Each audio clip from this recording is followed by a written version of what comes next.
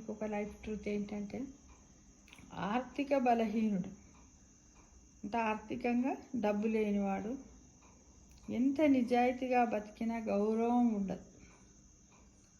ఆర్థిక బలవంతుడు అంటే బాగా డబ్బున్నవాడు, కోటీశ్వరుడు, తను మాత్రము బతికితే తనకు సమాజంలో చాలా విలువ ఉంటుంది.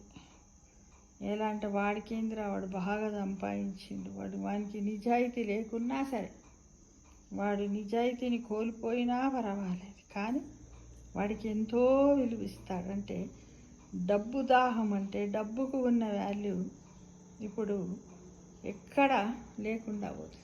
డబ్బు చూడండి, డబ్బు అంటే కథ, వాడు ఎంత నీచుడైనా పర్వాలేదు అని గౌరవిస్తారు.